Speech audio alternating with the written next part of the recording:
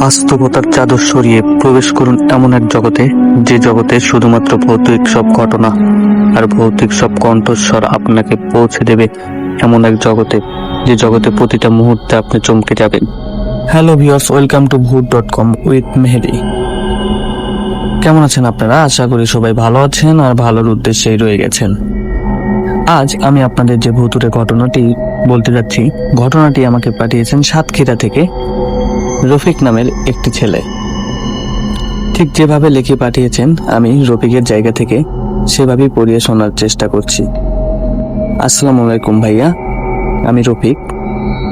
আমি যখন ক্লাস 9-এ পড়তাম ঠিক সেই সময় আমার সঙ্গে এই ঘটনাটি ঘটে। কাজের ব্যস্ততা আর সময়ের কৃণ্ণতায় আমি আপনাকে গল্পটি পাঠাতে পারিনি। আজ হঠাৎ সময় পেলাম, তাই গল্পটি আমি আপনাকে পাঠিয়ে দিলাম। চলুন কথা না বাড়িয়ে গল্পে যাওয়া যাক। আমি রফিক, আর আমার ফ্যামিলিতে আমার বাবা মা দাদু অনেক আগেই মারা গেছে, আর দাদি আমাদের সঙ্গেই থাকতো। আর আমার 5 বছরের ছোট্ট একটা ছোট বোন ছিল। আমরা 5 জনের ফ্যামিলি মোটামুটি খুব ভালোভাবেই জীবনযাপন করছিলাম। আমি তখন ক্লাস 9-এ পড়ি, আর আমার বোন সেই সময় কেবলমাত্র 1-এ ভর্তি করে দেওয়া হয়। সেই সময় জীবন ব্যবস্থা এতটাও উন্নত ছিল না, বেসরকারি কোনো স্কুল প্রতিষ্ঠানে ছিল না, যে কারণে আমার বোনকে সরকারি স্কুলেই ভর্তি করে দেওয়া হয়। আর ছিল বলতে তেমন কিছু ছিল না, আর আমার ফ্যামিলিটাও তেমন ধনী ফ্যামিলিও না। আমরা মধ্যবিত্ত পরিবারের মানুষ। আমাদের খেয়ে পড়ে দিন আনতেই যেন অনেকটা কষ্টকর। যাই হোক ভাইয়া, আমি যখন ক্লাস 9-এ পড়ি ঠিক সেই সময় আমার সঙ্গে অদ্ভুত সব প্রতিটা দিন প্রতিটা সময় যেন বুঝতে পারি কিরকম যেন অলৌকিক কর্ম করতে থাকে। আমি ঠিক বুঝতে পারছি না বা বুঝতে পারিও নি সেই সময় কেনই আমার সঙ্গে এরকম অদ্ভুত সব ঘটনা ঘটছে আর কি করেই বা এগুলো হচ্ছে। আসলে আমি ভূত প্রেত বলতে যে কিছু আছে এগুলো বিশ্বাস করতাম না। তো বাবার পোস্টিং হয় নারায়ণগঞ্জের এক গ্রামটার নাম ছিল কন্ডকুমার। তো কন্ডকুমার গ্রাম নামটাই যেন হিন্দুদের মতো কুমার, কিন্তু আমরা মুসলমান ফ্যামিলি। তো চাকরির কারণে ওই জায়গায় আমরা পোস্টিং হয়ে যাই এবং আমরা পুরো ফ্যামিলি সহ ওই জায়গায় পার হয়ে যাই। ওই জায়গায় পার হওয়ার পর ওই গ্রামের মানুষগুলো কিরকম যেন অদ্ভুত দৃষ্টিভঙ্গি করতো, আমাদের সঙ্গে সেরকম ভাবে মিশতো না। আর এমনিতেও ওই গ্রামে মুসলমান মানুষ ছিল খুবই অল্প। আর ভাইয়া, একটা সত্য কথা বলতে ওই গ্রামে মসজিদ ছিল না। যদিও আমরা 5 ওয়াক্ত নামাজ পড়তাম না। যদি প্রতি সপ্তাহে শুক্রবারে নামাজ পড়তে হতো, তাহলে ওই জায়গা থেকে 10 টাকা ভাড়া দিয়ে মসজিদে যেতে হতো। আর ওই গ্রামের মানুষগুলো আমাদেরকে এমন একটা দৃষ্টিভঙ্গিতে দেখতো যেন আমরা ওই গ্রামে তাদের শত্রু। এমনিতেও আমরা বাইরের গ্রাম থেকে এসেছি, যদিও আমরা ক্ষণস্থায়ী নয়, বাবার চাকরির জন্য। আর আমাদের বাবার চাকরিটাই ছিল একমাত্র পরিবারের অর্থ উপার্জনের জায়গা। যেহেতু আমি 9-এ পড়তাম, সেজন্য নতুন গ্রামে এসেও কোনো সমস্যা হয়নি। সেই গ্রামের পাশেই একটা স্কুল ছিল, সেই স্কুলে আমি ভর্তি হয়ে যাই। আমার বোনকেও সেই স্কুলেই ভর্তি করে দেওয়া হয়। পরে বেশ প্রথম সপ্তাহটা ভালোভাবেই কেটে যায় সেই গ্রামে আমাদের। প্রথম সপ্তাহের পর একটা পাশেই দোকান ছিল গ্রামের পাশেই। তো এই গ্রামের পাশের দোকানে আমি আবার স্মোকিং করার খুব অভ্যাস ছিল। মাঝে মধ্যে গিয়ে 1-2টা সিগারেট খেতাম। তো সিগারেটটা খেতে খেতেই হঠাৎ গল্প শুনছিলাম পাশ থেকে।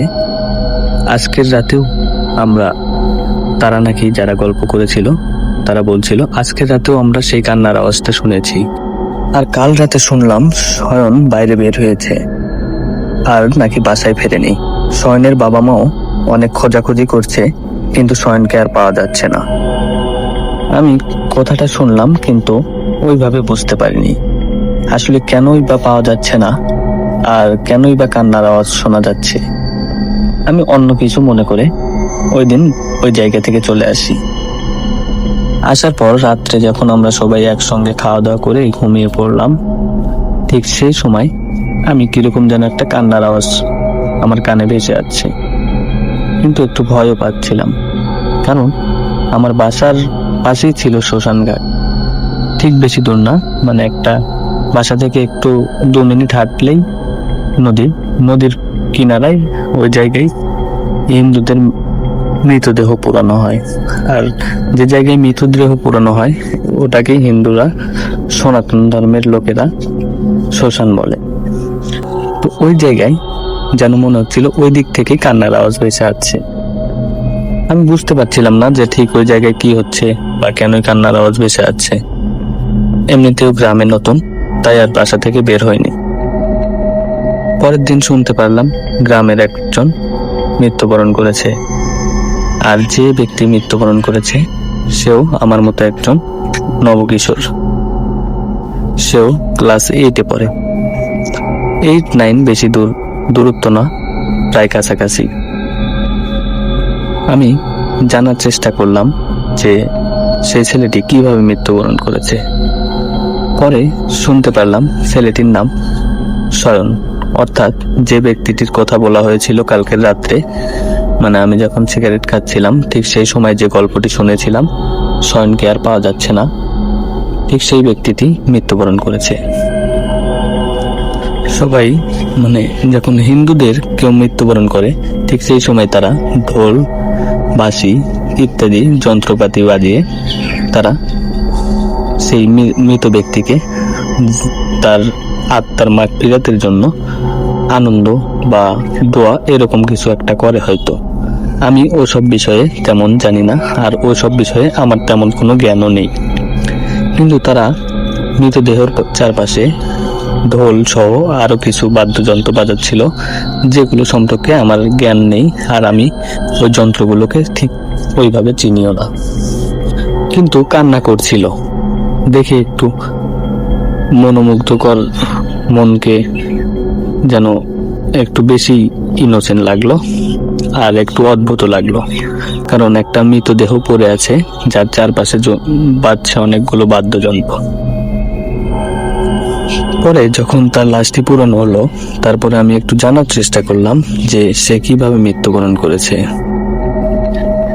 আবার যে সময় মৃত্যুবরণ করে, মানে অর্থাৎ মৃত্যুবরণের পর তার বাসায় যে গিয়েছিলাম দেখতে, ঠিক সেই সময়ও লক্ষ্য করলাম তার মা মানে অর্থাৎ কেঁদে কেঁদে বলছিল যে, কেন বাবা তুই না করা সত্ত্বেও বাসা থেকে বের হয়ে গেলি? আজ যদি বের না হতি তাহলে হয়তো এরকম দিন দেখতে হতো না। আমি এই কথাটি শুনছিলাম আর কিরকম যেন একটু অদ্ভুত লাগছিল। তারপরে গ্রামের এক মুরব্বী অর্থাৎ বৃদ্ধ একটা লোককে জিজ্ঞেস করলাম। অনেকক্ষণ ভালো মন্দ কথাবার্তা বলার পর ওই লোকটি আমার সমস্ত পরিচয় জানার পর সেই লোকটির মাঝে গ্রামের যেরকম অন্য লোকদেরকে আমার প্রতি হিংসা, মানে আমার ফ্যামিলির প্রতি হিংসা দেখছি, কিন্তু ওই লোকটির মাঝে ওরকম কোনো হিংসা বা অহংকার দেখলাম না। ওই দাদুটি আমার কাছে বসে গ্রামের সেই ঘটনাটি বলা শুরু করলো। দাদু আমাকে বলতে শুরু করলো, এই গ্রামে আজ থেকে প্রায় 20-21 বছর আগে একটা মহিলা আত্মহত্যা করে, আর আত্মহত্যার জন্য দায়ী ছিল এই গ্রামের সমস্ত মানুষ। আমি তারপরে একটু কৌতূহলবশত দাদুকে আরো জিজ্ঞেস করে গ্রামের সমস্ত ঘটনাটি বলতে বললাম। দাদু তখন ঘটনা বলা শুরু করে দিল। দাদু বলছিল যে আজ থেকে 20 বছর আগে যখন ওই মহিলাটি আত্মহত্যা করে, তার কারণ ছিল আমরা এবং আমাদের পুরো গ্রামের মানুষ। ওই মেয়েটি ছিল যুবতী মেয়ে, তো ওই মেয়েটি নাকি একটা রিলেশন করেছিল, অর্থাৎ প্রেম। তখন তো প্রেম ভালোবাসা বলতে তেমন কিছু ছিল না। যখন তারা রিলেশনে গিয়ে একটা গাছের নিচে, অর্থাৎ শ্মশান ঘাটে একটা ছিল পাকর গাছ, বট গাছ না, মানে বট গাছের মতোই বিশাল, কিন্তু ওই গাছটির নাম পাকর গাছ। ওই পাকর গাছের নিচে নাকি তারা দুজন দেখা করেছিল। তাদের দেখা করতে দেখেছিল একটা লোক। সেই সময় নদীর মাঝখানে মাছ মারছিল জেলে, আর ওই জেলেটি আবার গিয়ে গ্রামের কিছু লোকজনকে ডেকে আনে। ঠিক তেমন রাতও হয়নি, 7:30 নাগাদ ডেকে এনে সবাইকে দিয়ে সেই ছেলে এবং মেয়েটিকে আটক করে।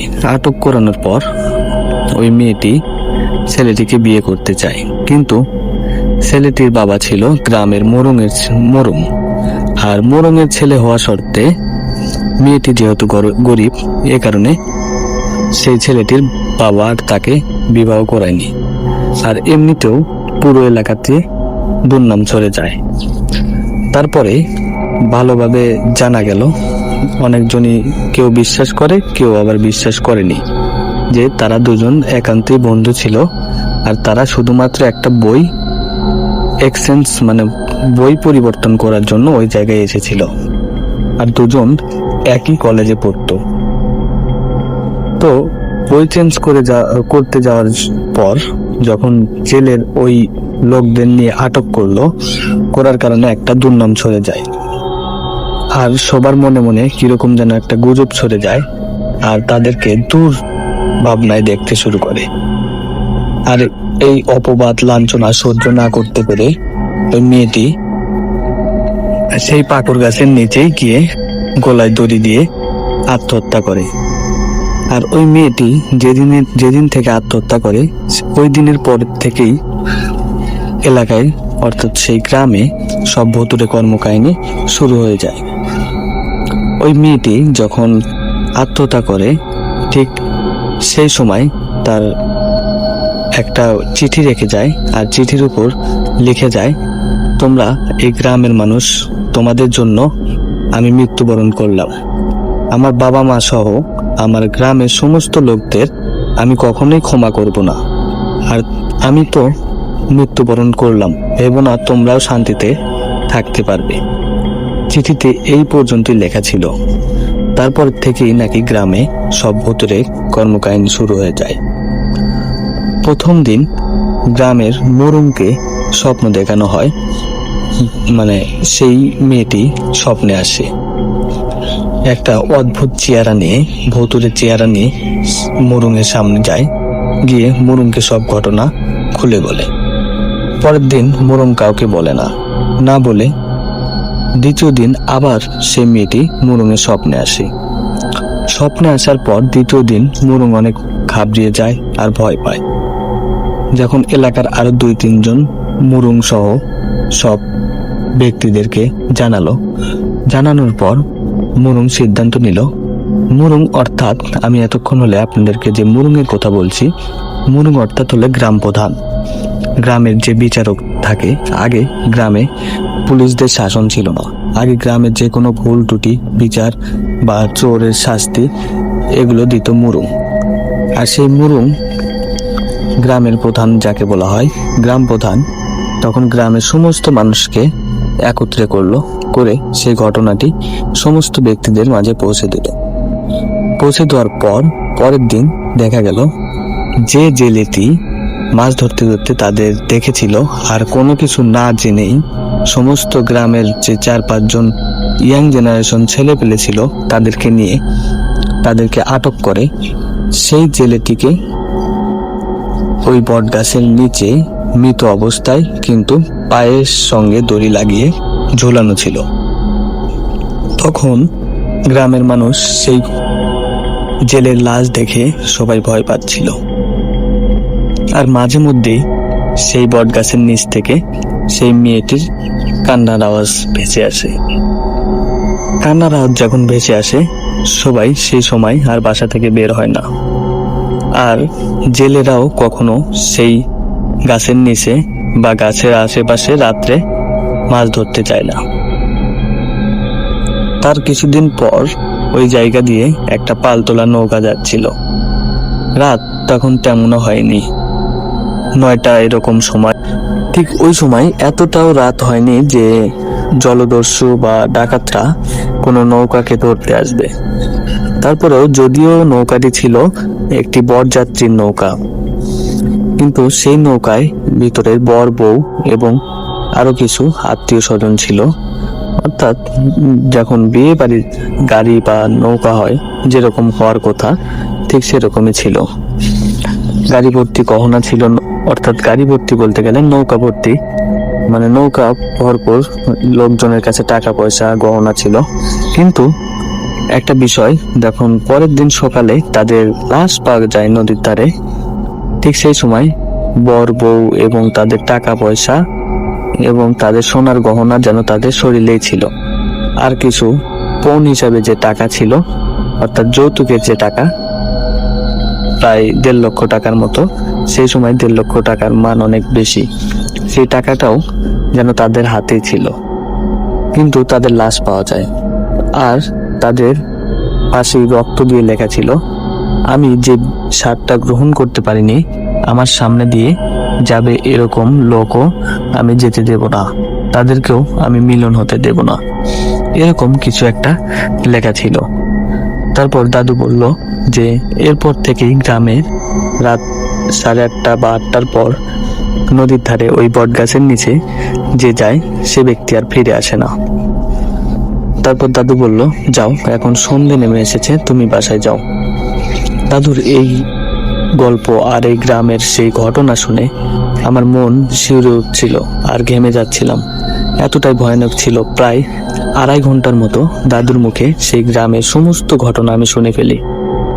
তারপর দাদু বলল, এখন সন্ধে নেমে এসেছে, তুমিও বাসায় যাও, তোমার বাসা তো সেই শ্মশানের পাশেই, একটু সাবধানেই থেকো। আর আমাদের এই গ্রামের মানুষগুলো এতটাও ভালো না যে বহিরাগত কাউকে দেখতে পারে। বহিরাগত কেউ এলে তাকে আমাদের গ্রামের মানুষ বেশিরভাগই শত্রু মনে করে। এটা শুধু আজ নয়, আজ থেকে প্রায় 150 বছর আগে থেকেই এরকম হয়। তার মধ্যে তুমি আবার মুসলিম আর আমরা হলাম হিন্দু। আমাদের মধ্যে একটু ভেদাভেদ অনেকটাই বেশি, যে কারণে তোমাকে আরো বেশি ঘৃণা করে। একটু সাবধানে থেকো, কারণ আমাদের গ্রামটা এতটাও ভালো না। দাদুকে দেখে একটু ভালোই লাগছিল যে গ্রামে 1-1.5 হাজার মানুষের মধ্যে একটি মানুষ হলেও আছে যে কিনা ভালো, যে ধর্ম আর মানুষের মধ্যে ভেদাভেদ খোঁজে না। এটা শোনার পর আমি দোকানে যাই। দোকানে গিয়ে আরো একটা সিগারেট খাই। সিগারেটটা ধূমপান শেষে আমি বাসার দিকে রওনা দিই। বাসায় যেতে দোকান থেকে প্রায় 3 থেকে 4 মিনিট লাগে। তো এই 3 থেকে 4 মিনিট আমি বাসার দিকে যাচ্ছিলাম আর ভাবছিলাম কি করে সম্ভব, আর ভূত প্রেত বলতে কি আদৌ কিছু হয়, আর মানুষ মরে কি আদৌ কি ভূত হয়, এগুলো শুনছিলাম। আর কিরকম যেন একটা মনের ভিতর ভূতুরের আওয়াজ শুনতে পাচ্ছিলাম, যেন মনে হচ্ছিল সেই শ্মশান থেকে ভূতটি আমার দিকেই আসছে। আমি বুঝতে পারছি না কি করব। আর তারপরে ভাবলাম হয়তো আমার মনের ভুল। এটা ভেবে আমি আবার বাসার দিকে রওনা দিলাম। কোনো কিছু কেয়ার না করে আমি যখন বাসার ভিতর প্রবেশ করলাম, একটু পরপরই লক্ষ্য করলাম আমার শরীরটা কেন যেন ঘেমে উঠছে। আমি বুঝতে পারছি না কি করব আর কেনই বা এমন হচ্ছে। শরীর দিয়ে যেন অঝরে ঘাম পড়ছে, ফ্যানের বাতাসও যেন আমার কাছে কিছু মনে হচ্ছে না। অনেকক্ষণ যাবত এরকম হওয়ার কারণে ভাবলাম একটু গোসল করে আসি, হয়তো ভালো লাগবে। তখন আমাদের সেরকম কোনো পরিস্থিতিও ছিল না। বললামই তো আমি মধ্যবিত্ত ফ্যামিলির, এই কারণে টিউবওয়েল থেকে পানি উঠিয়ে গোসল করি। গোসল করে রুমে এসে আম্মুকে বললাম, আম্মু খেতে দাও, আমার অনেক ক্ষুধা লেগেছে। আম্মুকে বলার পর আম্মু আমাকে ভাত এনে দিল। দেওয়ার পর বলল, একটু দাঁড়া, তোর বাবা এসেছে, একসঙ্গেই খা তাহলে। ভাত আমার যে খাবার, সেই খাবারটুকু টেবিলেই রাখা আছে। আব্বু আসার পর সবাই একসঙ্গে বসে খেলাম। খাওয়ার পর রাত্রে হঠাৎ বুঝতে পারলাম কে যেন আমার দরজার পিছনে। কিন্তু আমি যখন ঠিকভাবে দেখলাম, তারপর দেখি কেউ নেই। ভাবলাম হয়তো মনের ভুল, একটা অনেক দিন পর, আর বলতে গেলে জীবনের প্রথম আমি এরকম একটা ভুতুরে গ্রামের কথা শুনলাম। আর এমনকি আমিও এখন এই গ্রামেই উপস্থিত। এগুলো ভেবে ভাবলাম হয়তো এটা আমার মনের ভুল। আর এসব ভুল ভাবনা থেকে বেরিয়ে আসার জন্য ঠিক সেই সময় আমি ভাবলাম তাহলে কিছু একটা করা যাক। সেই সময় আমার কাছে একটা বাটন ফোন ছিল, আর বাটন ফোন বলতে ভিডিও ফোন, সেই সময়কার আপডেট। আর আমি ছিলাম বাবার একমাত্র শখের ছেলে। বাবাকে বলার কারণে বাবা আমাকে সেই সময় ফোনটি কিনে দেয়। আমি ভাবলাম কিছু একটা করা যাক। সেই সময় আমি গজল শুনতাম, ওয়াজ শুনতাম। তো আমার ফোনে একটা আয়াতুল কুরসি সূরা তিলাওয়াত করা সেভ করে রেখেছিলাম। তো আমি ভাবলাম এটাই শোনা যাক। হেডফোনও ছিল না। তো আমি আয়াতুল কুরসি সূরাটা তেলাওয়াত দিয়ে বুকের উপর রেখে ঘুমিয়ে পড়েছি। কখন ঘুমিয়ে পড়েছি বলতে পারবো না, কিন্তু হঠাৎ ঘুম ভেঙে যায়। দেখি ঘুম ভাঙার পর লক্ষ্য করলাম আমার বুকের উপর রাখা ফোনটিতে যেন আয়াতুল কুরসি সূরা তিলাওয়াত করা বন্ধ হয়ে গিয়েছে। বুঝতে পারলাম না কি হয়েছে, কিন্তু লক্ষ্য করছিলাম জানালা দিয়ে চাঁদের আলো দেখা যাচ্ছে। কিন্তু কে যেন এত রাত্রে টিউবওয়েল থেকে পানি বের করছে। একদম বেরিয়ে যাচ্ছে, আওয়াজটা আমার কানে এসে লাগছে। আমি একটু দরজার দিকে এগিয়ে গেলাম। তারপর ভাবলাম আমার কি বাইরে যাওয়া এই সময় ঠিক হবে নাকি হবে না। এসে বসলাম। বসার পর আবার লক্ষ্য করলাম সেই নদীর ধার থেকে যেন কান্নার আওয়াজ ভেসে আসছে। বুঝতে পারছি না কি করব, কিছু বুঝলাম না, ভয় পেলাম। ভয় পেতেই দেখি বাইরে থেকে কিরকম যেন একটা জোনাক পোকার মতো এক ঝাঁক উড়ে গেল সেই শ্মশানের দিকে। তারপর আমি খাটের এক কিনারায় গেলাম, গিয়ে চুপচাপ বসে আছি। চিৎকারও করলাম না, কিন্তু মনের ভিতর প্রচন্ড ভয়। হালকা শীতকাল ওই সময় রয়ে গিয়েছিল, বসন্তকাল। কিন্তু আমি ভয় পাচ্ছিলাম, কিছু করছিলাম না, না কাউকে ডাক দিচ্ছিলাম, না জোরে চিৎকার করছিলাম। চুপচাপ খাটের কিনারায় বসে আছি। দেখতে দেখতেই সময় পার হয়ে গেল। ফজরের আজান হলো। সমস্ত ডাক এবং কল থেকে পানি বের হওয়া বন্ধ হয়ে গেল। আমি যদিও আমার ফ্যামিলির কেউ নামাজ না পড়ে, কিন্তু আমার দাদি 5 ওয়াক্ত বেঁধে নামাজ পড়ে। তার 1 ওয়াক্ত নামাজও কায়দাত করার অভ্যাস নেই, যদি কোনো বড় বিপদ না হয়। সেই সময় লক্ষ্য করলাম দাদি উঠছে। দাদি উঠে সে তার গলা খেকর দিচ্ছিল এবং সংকেত দিচ্ছিল যে আমি বের হয়েছি। দাদি অজু করে এসে নামাজ পড়তে গেল। ঠিক সেই সময় আমি একটু ঘুমানোর চেষ্টা করলাম, আর ঘুমিয়ে পড়ি কখন যেন বুঝতে পারিনি। পরের দিন শুক্রবার। ঘুম ভেঙেই দেখি, ঘড়ির দিকে তাকিয়ে দেখি প্রায় 10:30 বাজে। অনেকক্ষণই ঘুমিয়েছি, কিন্তু আমার সেই গল্প আর রাত্রের সব ভুতুড়ে কাহিনী আমি কাউকে বলতেও পারছি না, না কাউকে বিশ্বাস করাতে পারবো, এটা ভেবেই আমি চুপচাপ বসে আছি। আমি ক্যান্টিনে গেলাম, গিয়ে কিছুক্ষণ সময় কাটালাম। সময় কাটিয়ে আবার বাসায় চলে আসলাম। একটু পরেই নামাজের সময় হয়ে যাবে, তাই বাবার সঙ্গে গোসল করে একটু আগেই বের হলাম। কারণ আমাদের মসজিদে যেতে হলে প্রায় 10 টাকা ভাড়া, তো ভাড়া দিয়ে যেতে হবে, আর সময় লাগবে অনেকক্ষণ। আর এই সময়ের কারণে আমরা একটু আগেই বের হই। যখন বের হয়ে আমরা মসজিদে গেলাম এবং মসজিদ থেকে নামাজ পড়ে বাসায় এসলাম। বাসায় এসে খাওয়া দাওয়া করে সবাই ফ্রেশ হয়ে একটু বিছানায় ঘুমানোর জন্য গেলাম। আব্বু ঘুমাতে গেল, আজ শুক্রবার, আব্বুর অফ ডে। তো আমি ঘুমানোর চেষ্টা করছিলাম, কিন্তু আমার কিছুতেই যেন ঘুম আসছে না। কারণ সেই অদ্ভুত গ্রাম আর সেই পেতনি অর্থাৎ সেই মহিলার কথা আমার মাথায় আছে। আমার মাথায় কিরকম ভাবে যেন একটা দুশ্চিন্তা চলে আসে, আর মনকে সান্ত্বনা দিতে পারছিলাম না। কেন যেন মনে হচ্ছিল যে আমি সেই জায়গায় যাই আর দেখি কি হয়, আর কেনই বা এরকম হয়। আমি কি তার সঙ্গে কথা বলতে পারবো, নাকি তার আগেই আমাকে মেরে ফেলবে? অদ্ভুত সব দুশ্চিন্তা আর ভাবনা প্রায় বেশ 4-5 দিন কেটেই গেল। ঠিক পরের বুধবার আমি ভেবেই নেই যে যা কিছু হয়ে যাক, আমি এবার সেই নদীর ঘাটে অর্থাৎ সেই শ্মশান ঘাটে যাবই। আর সেই গাছের নিচে গিয়ে আমি তার সঙ্গে কথা বলার চেষ্টা করব। এটাই ছিল আমার মূল উদ্দেশ্য। তো ঠিক যেমনটা হয়, আমি বাসা থেকে বের হই, বলি যে আমি একটু ক্যান্টিনে যাব। ঠিক সেই সময় 7:30 বাজে। আমি মনে মনে একটা প্ল্যান করে নিয়েছিলাম যে আমি যদি সেই শ্মশান ঘাটে যাই, তাহলে অবশ্যই ওই ঘটনাটি ঘটার প্রায় 1-1.5 ঘন্টা আগে যেতে হবে। যেহেতু আমি শুনেছিলাম যে 8টা থেকে 8:30টার মধ্যে বা 8টার পর যারা প্রবেশ করে তারাই একমাত্র মৃত্যুবরণ করে। আমি যদি একটু আগে যাই তাহলে হয়তো তার সঙ্গে কথা বলার একটা সুযোগ পাবো। এটা ভেবেই আমি ঠিক 7টার দিকে বের হই। আর 7টার দিকে সেই দিন ক্যান্টিনেও যাই না গিয়ে সোজাসুজি সেই শ্মশানে যাই। শ্মশানে যাওয়ার পর আমি কাউকে দেখলাম না, আশেপাশে কেউ নেই, একটু ভয় হচ্ছিল। তারপরে বট গাছের কাছে অর্থাৎ পাকুর গাছের কাছে যাই। যাওয়ার পর ভাবলাম এই জায়গায় কি বসবো না বসবো না, এরকম ভাবতে ভাবতেই আর ছটপট লাগছিল আমার কাছে, কিরকম যেন। শ্মশানের দিকে একবার তাকাই, একটু ওইদিকে টর্চ মারি, সাথে একটা লাইট নিয়ে গিয়েছিলাম, কিন্তু টর্চ দিয়ে কাউকে দেখতে পেলাম না দেখতে পাওয়ায় দেখতে দেখতে ঠিক সেই সময় এশারের আজান হয়ে যায়।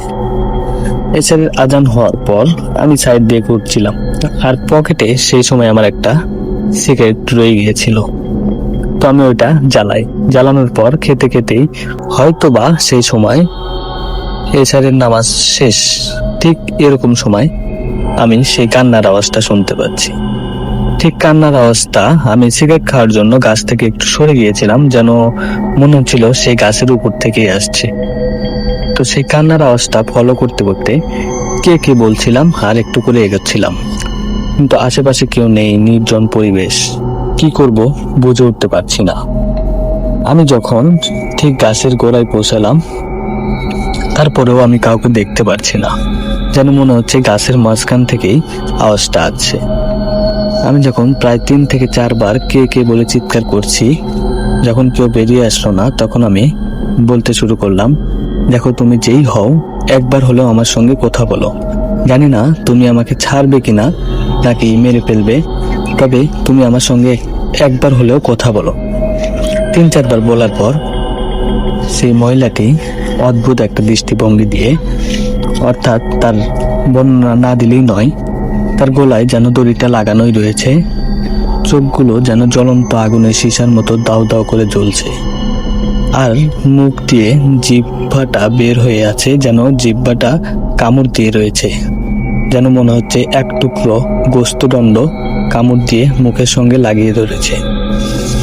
তারপর সেই মেয়েটি আমার সামনে যখন আসলো, আমি এতটাই ভয় পাচ্ছিলাম, জানি না কি করব, কি থেকে কি করব বুঝতে পারছি না, আর কি বা করলে ভালো হবে।